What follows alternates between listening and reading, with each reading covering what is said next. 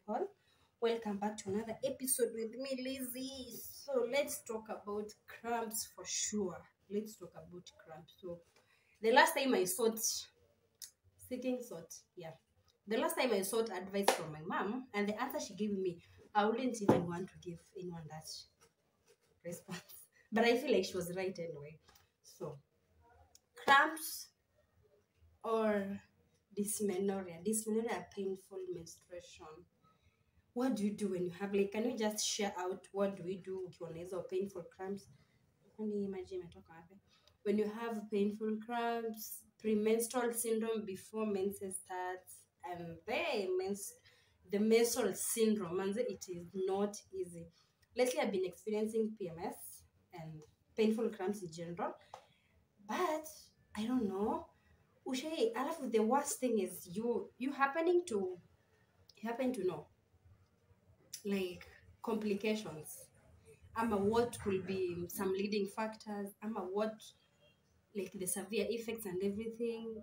It is actually the worst thing, because mimi imefika mali niko na zile cramps painful hadi najiambia hapana ishindwe.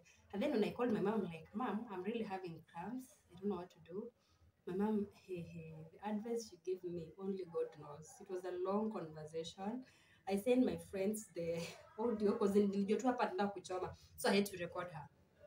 And my mom's like, uko na cramps, you having cramps? Is it true? I mean, can we just talk? If you give birth and then you're happening to have, like, those premenstrual syndromes, painful menstruation, the dysmenorrhea and everything, is it true, or how true is the statement? Because my mom tells me when she was of course she was a girl, a woman, a lady, of course she's a woman anyway. When she was a girl having her menses, she told me the moment she got her firstborn, my late, zilipungua. So, and then I've had like 2-3 people telling me the same thing.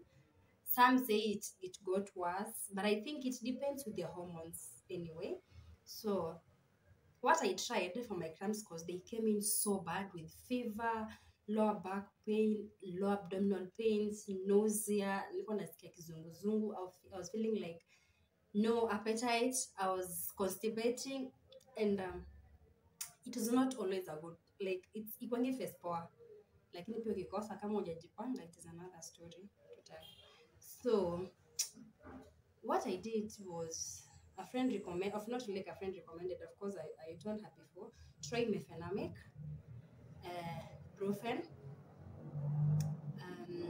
diclofenac, Buscopan. Trust you me, I did. There's too much noise. I did Buscopan injection, and it was not even working. Like, was so saying, hey, okay, why are these cramps so painful?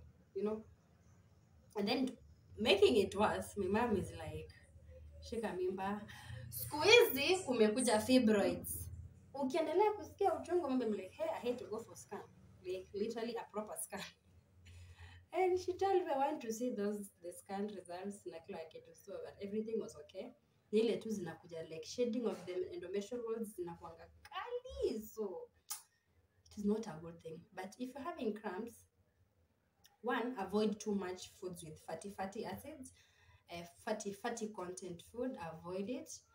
And I think you can manage before, like, what I tried, and the second menses, the second month, the month after the one I had those painful cramps, I did mefenac before the previous cycle. Let me see, I did mefenamic acid, diclofenac, Buscopan, and haijakuwa as severe as such as before the previous one. Because, and then you try these hot water bottles. Hot water bottle, what is it called? The one, then the supermarket, I don't know the exact name, but you put water on your belly, on your tummy, that is, and then back. I think it tries to ease, and some in a try to ease uchungu fulani. If you put in a normal bottle, I think it jikunja. So try something like that hot water bottle. I don't know what it's called, but try that one. And then if it gets severe, to my mom's side, they told me to get pregnant. You only have those, you won't have cramps, of course, for 9 good months. Like, in after, what if they won't, like, get ziishe ama they get worse. And that brings a question. Like, tell me guys, what do you do? Ladies, mnafanyanga nini mkiwa na cramps? You can try those drugs. Yeah, mi najonga fats and then caffeine. I always feel like if you have tea, it makes it worse. So I normally avoid tea. I do chocolate if that's severe. Anyway, sorry for another day, but that's the simple thing you can do. Buscopan, Brufen if you're not having ulcers, you're not a H. pylori person, PUD, you can do them. Because meds zangu zilikataa correspond to those. So you can manage them before the period starts. So like if you're having a regular cycle, your period starts in the next like 2 days. A day prior or two, try mefenamic. At least you're trying to prevent. You know, of course, we normally say prevention is better than cure. So you do the prophylactic measures. So I think it can work. But what do you do when you're having painful cramps? Na usipeleke moods because zingine zinakujanga na mood swings. You don't talk to anyone. Una feel moody, you just annoyed with everything, and then guys, we need to understand.